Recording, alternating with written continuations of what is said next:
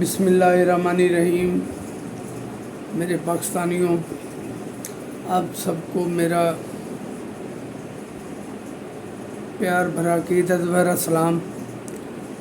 میں ایک ریکویسٹ کرنا بھول جاتا ہوں کہ کائنڈلی یوٹیوب پہ میرا چینل ریاض حسین بخاری کے نام سے سبسکرائب کریں، اور اگر ویڈیو میں آپ کو میری بات اپیل کرے تو لائک کریں، شیئر کریں اور کمنٹ ضرور کیجیے کریں۔ اس سے ہمیں بہت کچھ مجھے ذاتی طور پر اصلاح کا موقع ملتا ہے۔ مختصر سی باتیں کرنی ہیں جو سارے پاکستان کے لیے ہیں۔ ایک اور ڈرامائی، ایک اور نیا ڈرامہ کیوں ہوا ایسا؟ یہ جو کچھ وہ بدماشی اعلیٰ کر کے گیا ہے وفاق میں، اسلام آباد میں، اور پھر 24 گھنٹے تک اس کے بارے میں عجیب وہ چلتی رہیں کہ اغوا کر لیا گیا، ایجنسیاں لے گئی ہیں، حکومت لے گئی ہے، سب کچھ لے گئے، جبکہ وہ بدماشی اعلیٰ خود چھپا ہوا تھا اور اس کے کارکن شیلنگ کا سامنا کر رہے تھے۔ شیلنگ اس دفعہ میرا خیال ہے کہ جتنا صبر و تحمل کا مظاہرہ ہماری ایجنسیوں، ہماری پولیس، ہمارے رینجرز نے کیا ہے تو وہ قابل تحسین ہے۔ اگر وہ اس کا ریئیکشن دیتے تو یہ آل یوتھ عرف شیخ خبیث الشیطان عرف لنگڑا شیطان عرف پاکستانی ٹھاکرے کی جو خواہشات تھیں اس کی تکمیل میں چند قدم اور آگے بڑھ جاتے۔ وہ اپنے بڑے مزے سے آرام سے بیٹھا ہے، دیسی ککڑ، دیسی گھی، مکھن، سائیکلنگ، واک شاک سب کچھ کر رہا ہے۔ اور کل کی جو ایک حیرت انگیز بات تھی، سب سے پہلے یہ جو 2 دن میں ہوتا رہا ہے کہ کارکن تو وہ بدماشی اعلیٰ جتنے لے آنا تھا لے آیا۔ یہاں 10 15 کی ٹولیاں آتی تھی 2-3 منٹ کے لیے، وہ ڈی چوک پہ تصویر بناتی اور پھر غائب ہو جاتی۔ یہ ٹوٹل ان کا پروٹیسٹ تھا، اور یہ ایک شخص اپنے ناپاک خواہشوں کے لیے وہ چاہتا تھا کہ اسے چند لاشیں مل جائیں، لیکن ہماری ایجنسیوں نے، حکومت نے بہت صبر و تحمل سے اس کا مقابلہ کیا۔ آنسو گیس شیل پھینکتے تھے تو انہیں پیچھے کرنے کے لیے، اور ادھر سے امپورٹڈ آنسو گیس شیل پھینکے تھے، جبکہ یہ کوئی خرید ہی نہیں سکتا۔ کل کنڈی صاحب نے کہا ہے ہم اس کی تحقیقات ہوگی کہ انہوں نے کہاں سے خریدے۔ وہ میرے نزدیک زیادہ تر افغانستان سے آئے تھے، اور ان میں 120 جو 864 بندے پکڑے گئے ہیں ان میں 120 افغانستانی تھے، افغان نیشنل، اور وہاں وہ مسلح جتھا لے کے آیا تھا۔ اور یہ اپنی بقول وہ جھوٹا بیرسٹر سیف الرحمان، کیا نام ہے اس کا، سیف، جو ایک ڈکٹیٹر کا پالتو تھا، آگے سے خود سمجھ لیں پالتو کیا ہونا چاہیے۔ وہ کہہ رہا تھا وہ خرچہ اپنی جیب سے کرتے ہیں۔ یہ 1122 کی سرکاری گاڑیاں، یہ فائر بریگیڈ کی گاڑیاں، یہ کرینے، یہ سارا ریاستی وسائل تھے۔ اس کی اوقات ہے کہ یہ اتنا کر سکے، جو لوٹنے والے ہوں وہ لوٹا نہیں کرتے۔ اور مجھے ان کے احتجاج کی وجہ سمجھ نہیں آئی آج تک۔ یہاں وہ بتانے سے پہلے میں ایک بات آپ سے کر لوں کہ جو 9 مئی کے واقعات کرنے والوں کو اگر وقت پر سزا مل جاتی، مجھے نہیں سمجھ آتی کہ ہماری حکومت یا ہماری عدلیہ یا ہمارے وہ جو ملٹری کورٹس بنی تھی یہ کیا کر رہے ہیں۔ یہ کیوں نہیں، جب سے 9 مئی ہوئے 1 سال سے اوپر ہو چکا ہے، 1.25 سال ہو چکا ہے، بندوں کو سزا نہیں دی۔ صرف گوجرانوالہ میں ایک جج صاحب ہیں، انہوں نے 55 بندوں کو سزا دی تھی، لیکن وہ بھی کہیں سے ضمانت ہو گئی ہوگی۔ اتنے بڑے واقعے کو 9 مئی کے واقعے کو اگر وقت پر ہینڈل کر لیا جاتا، ان کو جس طرح کیپٹل ہل ہے یا جہاں جہاں حملے ہوئے 1 ہفتے میں ان کی تحقیقات کر کے انہیں سزائیں بھی دے دی جاتی ہیں، تو ہمارے متعلقہ اداروں نے ایسا کیوں نہیں کیا؟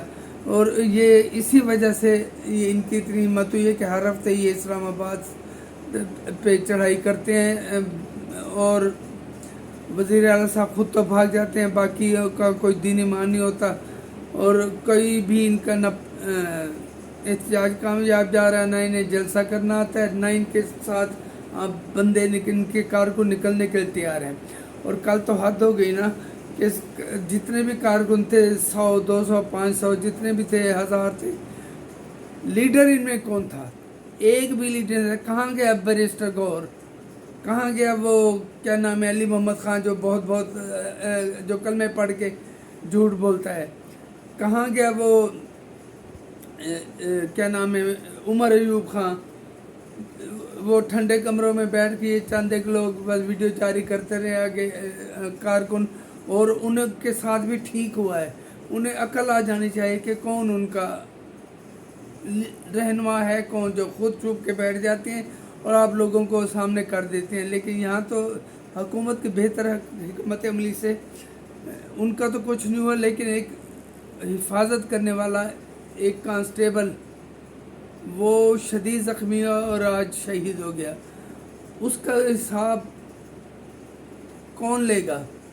کب لیا جائے گا؟ اس کے گھر والے، اس کی بیوی، اس کے بچے انصاف مانگ رہے ہیں۔ ویسے تو محسن نقوی صاحب نے اور جن سے بھی بات کیجیے وہ کہتے ہیں یہ بہت سخت اب ان کے ساتھ رویہ شروع ہو جا رہا ہے، ان کی گرفتاریاں بے پناہ بڑھیں گی اور اب یہ برداشت نہیں کر سکیں گے، نہ ان سے کسی قسم کی بات ہوگی۔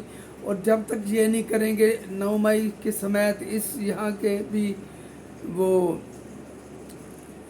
پرتشدد کارکنوں کو، رہنماؤں کو، رخصانے والوں کو اور وہ لنگڑے اڈیالوی کو کے خلاف جب تک سخت ایکشن نہیں لیا جاتا، یہ مسلسل 14 سے آج تک چاہے حکومت میں چاہے یہ یہی کر رہے ہیں۔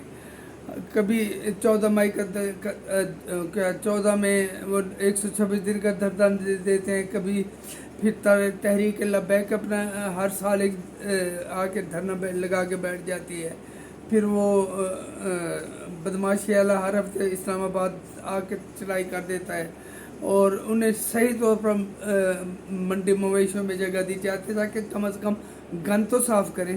لیکن یہ سب ٹھیک ہے، میں اس کانسٹیبل کے لیے بھی آواز اٹھاتا ہوں، اور اسلام آباد پولیس اس وقت سنجیدگی سے ان کی بھی لک آفٹر کر رہی ہے، اور اس کے قاتلوں کو بھی، شہید کے قاتلوں کو بھی کیفر کردار تک پہنچائیں گے انشاءاللہ۔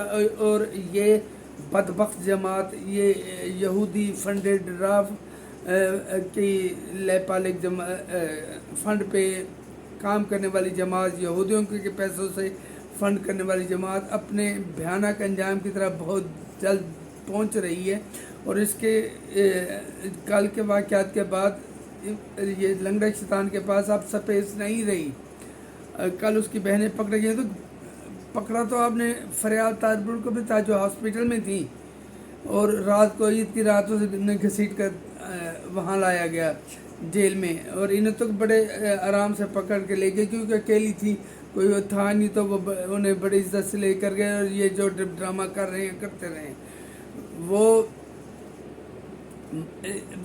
جو پنجاب کے وزیر اعلیٰ ہیں مریم نواز، ان کو ان کے والد کے سامنے جیل سے گرفتار کیا جاتا تھا۔ کیا یہ سارے غیر ملکی ایجنٹ جو اس کے ساتھی ہیں وہ بھی لنگڑے شیطان کے وہ بھی ایجنٹ ہیں، اور وہ بھی پرتشدد ذہن کے مالک ہیں، اور وہ اس ملک کو تباہ کرنے کے در پہ ہیں، لیکن وہ خود تباہ ہوں گے، ان کا نام صفحہ ہستی سے مٹے گا انشاءاللہ۔